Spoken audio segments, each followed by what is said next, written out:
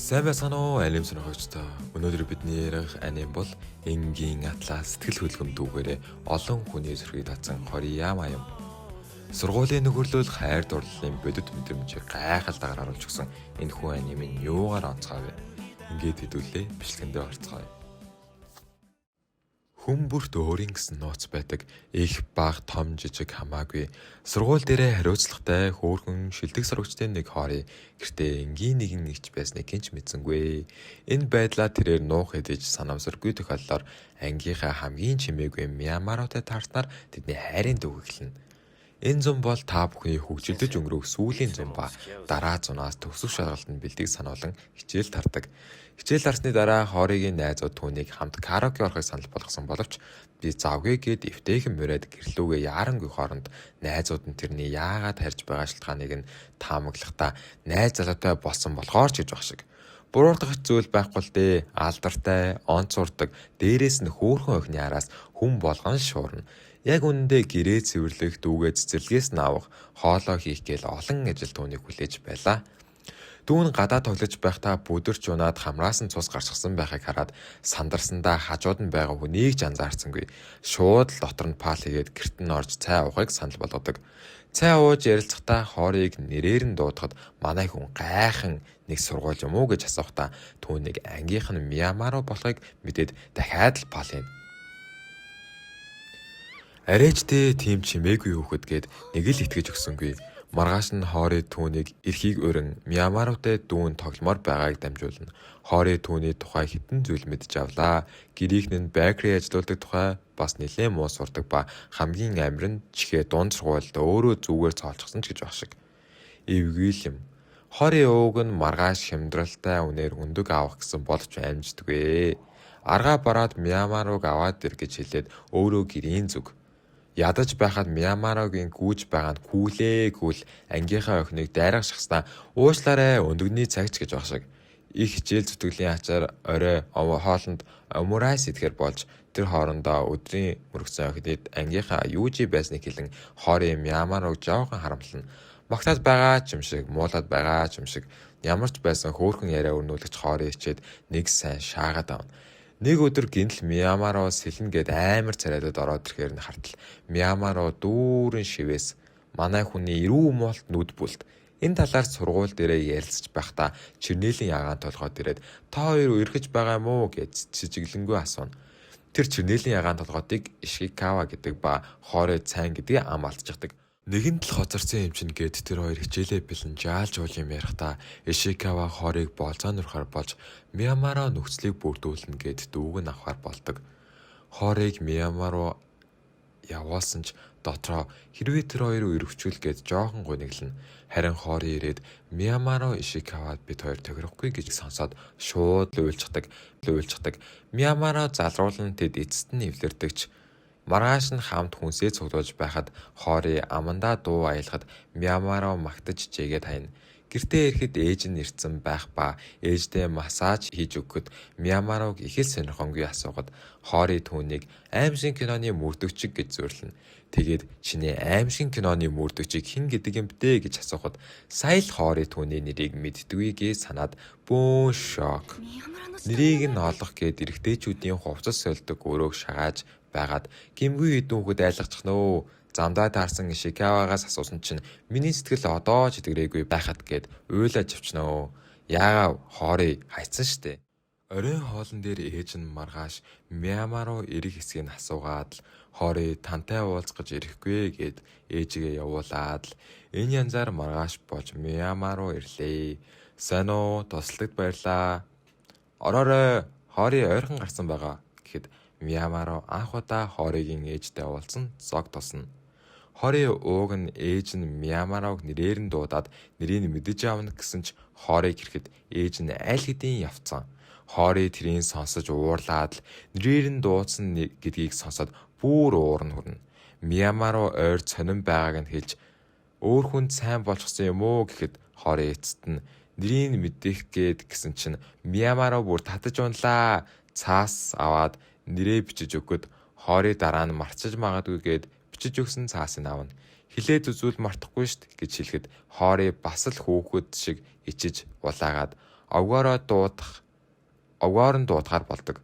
Ингээд чи миний нэрийг мэдхүү гэхэд Кёка биздэ гэд Хори дахиад л тэнийг байдал орчихно. Маргааш нь Хори сурагчдын зөвлөлөөс баахан бичиг заасны ажил авчнаа. Тэгээд л тэрийгэ хийгээд сууж байхад нь Миямаро, Южи, Ишикава бүгд ягаан заавал Хоригоор ийм чухал юм хийлгээд байгаа асуудал.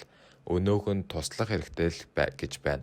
Миямаро дотроос сурагчдын зөвлөлийн дарга хөөхөн учраас Хориг ардаас нь гүйдэг байх гээл хардаастай. Яг ингэж ярьж байхад нь Реми ирээд дуусгасан бичиг баримтыг нь аваад явна. Тэгсэн чинь Ремигийн ажлыг Хори хийж байгаа болж таардээ. Сургуулиас гарах замдаа Миямаро Ремитэй мөргөлдөөд унагсан имийг нь авч өгсөн. Наа чинь хэрэггүй л гэж байна. Муу санаалаад аваад явчлаа. Маргааш нь баахан хүүхэд тойроо зогссон байхаар нь гайхаад очсон чинь Хориг нөгөө улаан бүр толгой түрүүгөө загнаж байна. Бичиг баримт хайсан ч гинөө хүмүүс бүгд шиврэвэр. Зүгээр л уучлалт гуйж хантар. Миямаро тэсэхгүй Ишикава цүнхшилээ өгөөд нэг сайхан шааж аваад хайгаад байсан бичиг чинь энэ байна. Өөрөө хайчихсан юм байж гээд. Уг нь Ремиг загнах байдал өнөөх нь уйлаад мултарчихнаа. Яг үндэ Хори улааныг баг байхад дээлэгдэг байсан юм байна л да. Тэр үгээр нь одоо сүрдүүлээд байгаа гэх юм уу да. Удахгүй Хоригийн төрсөн өдөр болох гэж байгааг Ишикава юу гэхүү бодолд орно. Нээх удахгүй төрсөн өдөр нь болж дүүн ихчигээ зурж харин Миямаро дуртай сэдийг нь өгнө. Баг байхасаа гадуурхагдж ирсэн Миямаро амьдралд Хори үнэхээр л гэрэл цацруулж өгчээ. Шинэ хичээлийн жил эхэлж бүгд нэг ангид орсон байдаг. Бөөм баяр. Миямаро дахиад л өөрийнх нь тухай яриад хямарч байгаа Южи эр хүн бай гэд цохиод авнаа. Хими хичээлдэр дөрөв баг болох ажлыг сонсоод Миямаро жаахан гойсоодог. Гэсэн ч Хори, Ишикава, Южи ирж нэг баг болон стил өөртөө эргэлзэнэ. Би найз нь мөн үү гэж бодол автах Миямаро дээр Ишикава ирээл ууг нь юм ярьсан. Өнөөх нь сонсоогүй штэ ойлгомжтой. Тэгээл Ишикавагаас намаа юу гэж боддгоо гэж асуухад амар ядаргаатай уур хүрмээр гэсэн үүдээр буудуулаад дууснаа. Ишикаваг нэрээр нь дууддаг сүүлийн хүн гэхээр Торо гэд хэлсэн чинь санаа заваад гой. Одооноос Ишикава Торо гэж дуудахаар болно. Чи гажиг гэхдээ ийм байсан ч зүгээрээ хэмээн Миямаро траманаас гарваа гэж. Хоригийн загнаж байгаа төрөг хүртэл хөөхөн. Маргааш нь болж стил Миямаро Торог овгоор нь дууцаа. Би хүртэл нэрээр нь дууддаг болсон байхад чинь арай. Өглөө нь дүүн ихчигээ мангар ирцэрээгээд манай ангийн охин намайг хүлээж байгаа гээл humгүй. Хар өглөөгүүр хаваар нь хинч байдаггүй. Сургуулийнхаа цайны газар сууж байхад нь Реми ирээд яриа өднөө. Жаахан авокад байдалд сууж байснаа Миямаро та хоёр өргөдөг юм уу л гэж байна. Үгүй гэхдээ та хоёр өргөдөггүй юм бол би авчий гэж байна. Гүй ямар бараа байгаа штэ те. Арай. Бүр найз залуутай юм байж арай. Хори банцсан ч үгүй үерхээгүй ч гэхүү минийх гээл хилээд гараа авчлаа. Зөв штэ зөв. Өдөр нь тэр өвгөө бодож жаахан ичнэ. Гэртээ ирээл дүүг завааруулсан юмыг цэвэрлжээд Миямаро хийсэн таргийг идээд хамт аимшиг кино үздэгэ. Хори бол юунаас ч яахгүй. Наадах чинь SG гээл Миямаро бол айж өгч байгаа байхгүй юу. Удас дуурах тог тасрахад л үнхэлцэг нь хагарах гээл. Маргааш нь гарныхаа хэмжээг үзэж байгаад Торо Хоритой үзэх гэсэн атгуул алан шүүл гэж байна. Гэртээ ирээд манай хоёр гарынхаа хэмжээг үзээл Хори атгаад л хөөхөн. Хори хайртай гэснээ эцэндээ гаранд чинь хайртай гэж ах шиг. Миямаро би чамд хайртай гээл.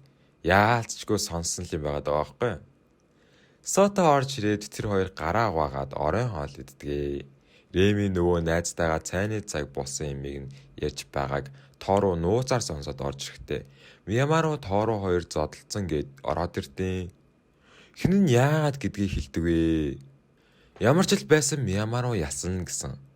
Оройн Миямаро Торо хоёр Хоригийн тухай ярилцдаг. Хори Миямаро сайн үгүй найз гэж хардаг гээл. Тэгэл энэ яриан даамжаад Торо дайрахт нь хамгаалаад зодолчихсан юм байна л ба.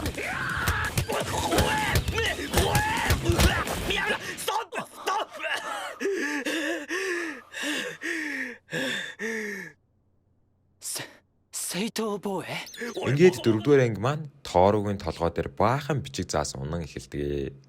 Гайхан дээшээ харахад ногоон үст унгасан байлаа. Түүнийг Сакура гэдэг ба тэд хоорондоо жаахан ярилцсан. Гадаа аимшигтай хаалж хоорыгийн Миямару Тоору хоёрт зайнмаг өгсөн байтал Тоору би мелон идэхгүй гэж маяглаад замдаа таарсан Сенгокуд өгчдөг. Тэр гурван маань хэсэг сууж жаал бинээ шолон нэлдэн.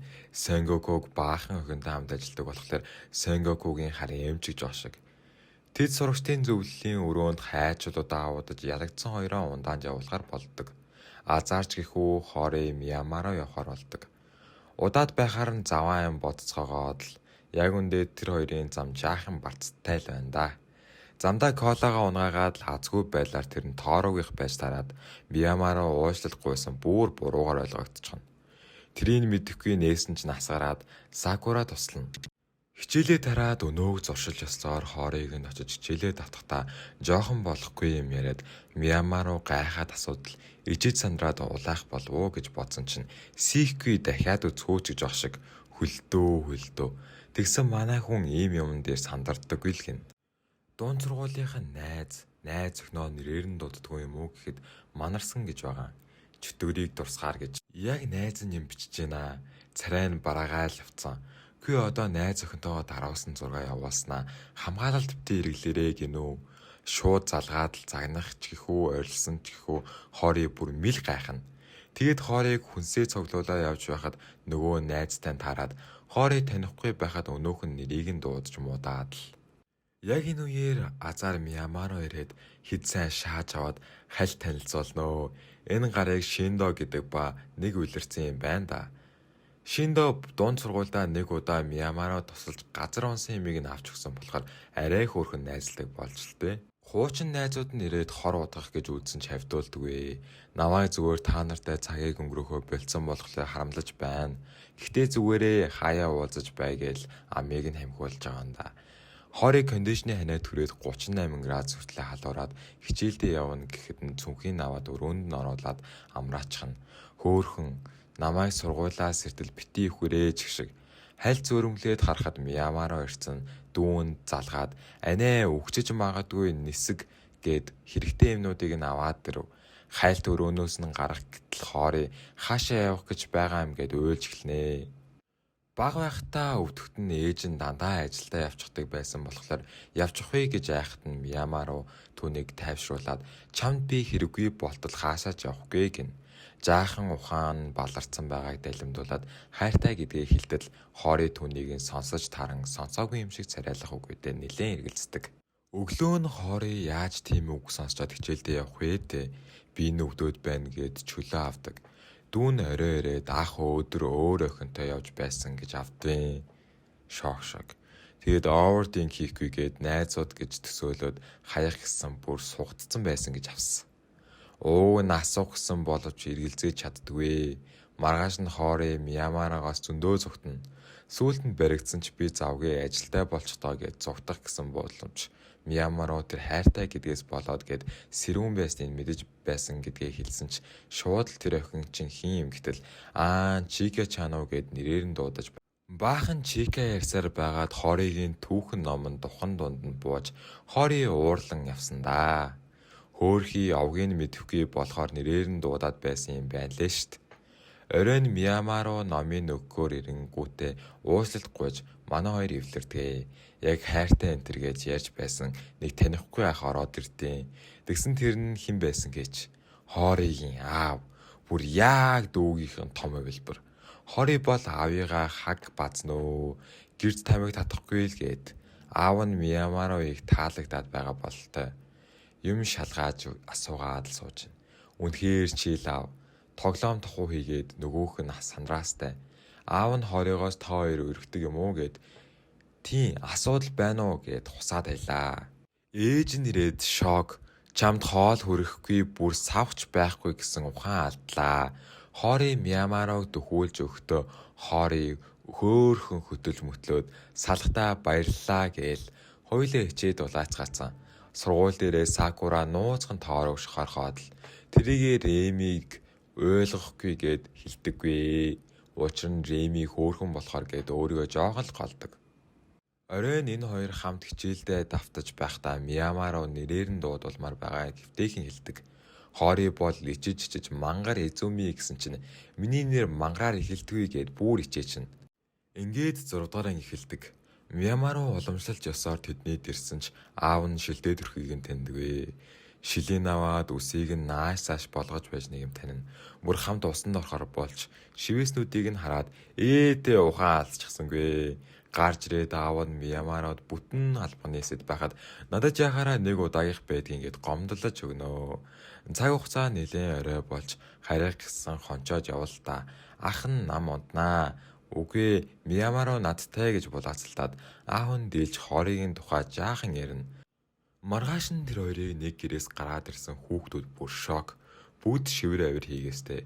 Би илүү хооройд тохирно ч шиг хуцаж өгцгөнөө. Тэрэнд нь хөөрхөд хороол их уурлаж байна. Бүгдийг Миямаруу сонсоод жаахан гүнэглэн. Үдийн цайны пүү амар үсээд хайрсан гүйлах болцсон ороод иртээ. Өгтөө тэнд шаваад л хоорыг тэнд хардаад л энэ ногоон үстэй бэндийн ямар айшин гаргаж байгааг л харч л та. シュウ、今のところお前が一番のリアクション対象だよ。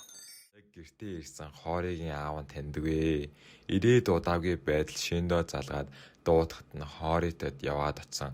Миямаругийн үсийг харж уйлаад хаа шиндөө нэг чихэр хоцсон гэд нөгөө хоёр нь ирсэн чинь дандаа сонио амттай нь үлдсэн байдیں۔ Миямару найзаа явуулаад авруу нь хийж өгсөн хоорыг бүр гайхацсан.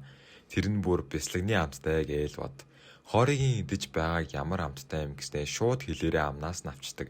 Сургуулийнхаа гадаа сууж байсан нэг охин үхлийн харцаа ширтээстэй. Тэр охиныг хинэн ч танихгүй.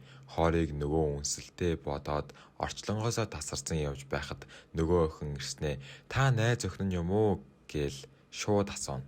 Хоори нөгөө л амар аавраагаараа айлгаж явчихнаас. Дараа нь Миямаруу дагаж та хизээ хоори симпаяа салах юм бэ гэж ойлоод өөрийгөө танилцуулаад би буцаад ирнэ гэж явчихна. Яг тэр охины тухай яриад явж байсан ард нь гараад ирчихнэ. Нэр нь хэн блэ гэсэн чинь ардаас нь нэрээ хэлж бүр айлгачдаг. Хори явг нь Миямаруу цайн гэж ойлгосон ч яг үндэ хори цайн байж тараад яагаад энийг сонссон юм ийм тийм гээл өөлж өгнө. Савада Миямаруу хорийг булаацалдаж Миямаруу ялаад авч яваад минийх энтергээд хөөхөө. Тэгсэн чинь энэ Савада Миямаруугийн хөрш болж таартیں۔ Нэг замаар явсаар гэртээ ирээд Савада түлхүүрээ марчиж гээд Миямаруугийн ордог. Тоорт идэх хугацаанд энэ хоёр элдвийг ярилцсноо. Миямаруу Савадагийн ахтай чацуу дээрээс нь төстэй гээл хямарснаа тоглосон юм а гэж. Цаг орой бол Савада харихтаа Миямаруугийн ээж ирээд нэрэл тэднийг том хүүгээ өмнө жил алдсныг хэлдэг. Маргааш нь 3 банд Савадаг торгоож байснаа Миямарууг хараад за бөөндөө харьцгаах уу гэж ашиг суух. Тэгээд л би хоорыг ингэсэн тэгсэн гэд ярьж байхад нь хоорыг ирээд аваад явдаг. Гэрт ирснээ аав нь охиноо алдаг цуврал үзээд аавыгаа айлгаад амнөө. Аав нь тамхи авахаар гарахад тэр хоёр жоохон цаг гардаг. Чи ямар л үйлдэл хийдэггүй гэж хоори өөрөө ихэлсэн мөртлөө улаан. Яг үнсэх гэж байсан чинь аав нь орж ирээд шавар хагаад хөө болж манай аними 6 дугаар анги өндөрлөж байна.